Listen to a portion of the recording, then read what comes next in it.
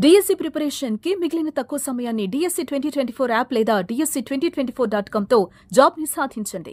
Welcome to Suman TV. Konda Surekha ఇప్పుడు national మీడియాలో హెడ్లైన్గా మారిపోయింది. విషయం ఏంటంటే తను నిజాయితీ పరురాలిని, నేను చాలా నిజాయితీగా పరిపాలన చేస్తున్నాను, నేను ఎటువంటి కమిషన్లకు ఆశపడటం లేదు అనే చెప్పే ప్రయత్నంలో ఆ చెప్పే విధానం, చెప్పిన భాష ఆమెను ఇరికించింది రివర్స్. దీనికి ఏంటంటే ఏదో కంపెనీకి సంబంధించి ఒక పర్మిషన్ కోసం వాళ్ళు నా దగ్గరికి వచ్చారని, వచ్చి నాకేదో డబ్బులు ఇవ్వడానికి ప్రయత్నిస్తే నాకు డబ్బులు కాదు కావాల్సింది, డెవలప్మెంట్ కావాలి, మా ప్రభుత్వం డెవలప్మెంట్ కోరుకుంటుంది, కాబట్టి వరంగల్లో నాకు ఒక కాలేజ్ కావాలి, ఆ కాలేజ్ని కట్టించండి నేను అడిగాను, వాళ్ళు వచ్చి కట్టించేశారు సిఎస్ఆర్ ఫండ్స్ నుంచి అని చాలా స్పష్టంగా ఒక ల్యాబొరేటరీ వాళ్ళు వచ్చి అడిగితే, ఇది మన ఫార్మా కంపెనీ వాళ్ళు అడిగితే నేను వాళ్ళకి సూచించాను, వాళ్ళు వచ్చి బిల్డింగ్ కట్టారని చెప్పింది. ఆ బిల్డింగ్ని ప్రారంభించే సమయంలో కొండా సురేఖ ఈ మాట చెప్పేసింది, మేము చాలా క్లీన్గా ఉన్నామని. కట్ చేస్తే ఏంటంటే సాధారణ చెప్పే విధానం ఎలా ఉందంటే, సాధారణంగా ఫైళ్ళని క్లియర్ చేయడానికి ప్రతి మంత్రులు పదవుల్లో ఉన్న వాళ్ళు డబ్బులు ఆశిస్తారు, కమిషన్లు ఆశిస్తారు. నేను అలా ఆశించలేదు, నా ఏరియాలో డెవలప్మెంట్ కావాలని అడిగాను, ఆ డెవలప్మెంట్కు భాగంగానే ఈ 4 నుంచి 5 కోట్లు ఖర్చు అయ్యి ఈ కాలేజీని కట్టించారని చెప్పేసి ఆమె చెప్పే ప్రయత్నం చేసింది. ఈ ప్రయత్నం కాస్త బూమరంగ్ అయిపోయి కాంగ్రెస్లో ఉన్న మంత్రుల, లేకపోతే ఇప్పుడున్న మంత్రివర్గంలో ఉన్న మంత్రుల లంచాలు తీసుకుంటున్నారు, నేను తీసుకోవట్లేదు అని చెప్పినట్టుగా మారిపోయింది. ఒకసారి సీన్ మారిపోయింది. ప్రజెంటేషన్లో వచ్చిన మార్పు కొండా సురేఖను పూర్తిగా ఇరికించేసింది. ఇది మూడోసారి ఆమె. ఓసారి ఆవేశపడ్డది, ఇంకోసారి ఏదో చేసింది, ఓసారి ఆడియో లీక్ అయింది పాపం. ఇప్పుడు మళ్ళా మాట్లాడే భాషలో, ప్రజెంట్ చేసే విధానంలో వచ్చిన తేడా ఆమెను ఇరికించింది. నేషనల్ మీడియా ఛానల్స్ కూడా ఇవాళ హెడ్లైన్లో పెట్టారు కొండా సురేఖ ఫోటోని.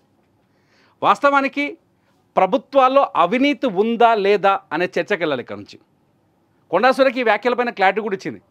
నేను మా ప్రభుత్వంలో ఉన్న మంత్రుల గురించి మాట్లాడలేదు, గతంలో తెలంగాణను పరిపాలించిన మంత్రుల్లో చాలామంది డబ్బులు తీసుకునే ఫైళ్ళను కదిలించేవాళ్ళు, డబ్బులు తీసుకునే ఫైళ్లకు క్లియరెన్స్ ఇచ్చేవాళ్ళు, ఆ ఉద్దేశంతో మాట్లాడాను తప్ప నేను మా మంత్రివర్గం కావచ్చు, మా ప్రభుత్వం గురించి నేను మాట్లాడలేదని ఏదో చెప్పడానికి ప్రయత్నించింది కొండా సురేఖ. కాకపోతే బీఆర్ఎస్ ఈ పాయింట్ని, ఈ మాటని పట్టుకొని రివర్స్ అటాక్ స్టార్ట్ చేసింది. ఏకంగా బీఆర్ఎస్ వర్కింగ్ ప్రెసిడెంట్ కేటీఆర్ చెప్పారు, కొండా సురేఖ నిజాయితీగా వాళ్ళ ప్రభుత్వంలోని మంత్రులు డబ్బులు తీసుకుంటున్నారని చెప్పారు. ఇంకొక అడుగు ముందుకేసి ఆ మంత్రుల పేర్లు కూడా చెప్తే బాగుండేది, చెప్పాలని మేము డిమాండ్ చేస్తున్నామని కేటీఆర్ ప్రశ్నించారు. ఇది ఒక్కసారిగా రాజకీయంగా ఊహించని చర్చకు దారితీసింది. అట్ ది సేమ్ టైం గతం నుంచి ఎప్పుడైతే రేవంత్ రెడ్డి ప్రభుత్వం ప్రారంభమైనప్పటి నుంచి బీఆర్ఎస్ ఒక నినాదాన్ని ఎత్తుకొని నడిపిస్తుంది, ప్రభుత్వం పైన తీవ్రమైన ఆరోపణలు చేస్తుంది. ఏంటి అంటే కమిషన్ల ప్రభుత్వం అని.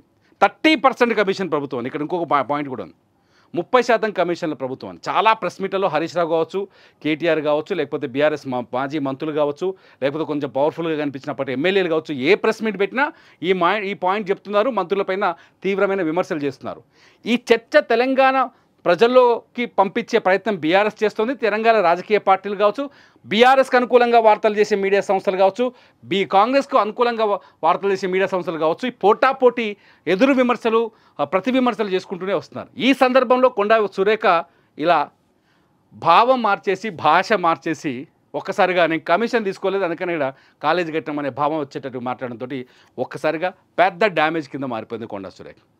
కొండా సురేఖ కెరీర్కి ఇది కొంత నష్టాన్ని కలిగిస్తుంది అని కొందరు రాజకీయ విశ్లేషకులు కూడా భావిస్తున్నారు. ఎందుకంటే కొండా సురేఖ మంత్రి పదవి తీసుకున్న తర్వాత ఈమె వైఎస్ సర్కార్లో ఉన్నప్పుడు 2004లో వైఎస్ రాజశేఖర రెడ్డి ముఖ్యమంత్రి అయినప్పుడు మహిళా మంత్రులకు అధిక ప్రాధాన్యతను ఇచ్చినప్పుడు వైఎస్ సర్కార్లో కొండా సురేఖ మహిళా సాంఘిక సంక్షేమ శాఖ మంత్రిగా పనిచేశారు. ఆమె ఆ మంత్రిగా పనిచేస్తున్న సమయంలో కొండా సురేఖ చాలా పవర్ఫుల్ మినిస్టర్గా ఉండేది. కొండా సురేఖ వరంగల్ని వేళ్ల మీద ఆడించింది.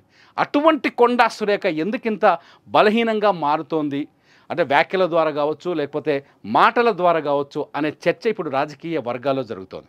అంతేకాదు కొందరు రాజకీయ విశ్లేషకులు ఒక అడుగు ముందుకేసి కొండా సురేఖ మంత్రి పదవికి కూడా ఈమె వ్యాఖ్యలు కావచ్చు, ఈ పరిణామాలన్నీ కొంత ప్రభావితం చూపించే అవకాశం ఉండొచ్చు. భవిష్యత్తులో క్యాబినెట్ మార్పు అంటూ వస్తే ఫస్ట్ లిస్ట్లో కొండా సురేఖ పేరు కూడా ఉండొచ్చు, తీసేసే వాళ్ళు అనే ఒక చర్చ కూడా జరుగుతోంది.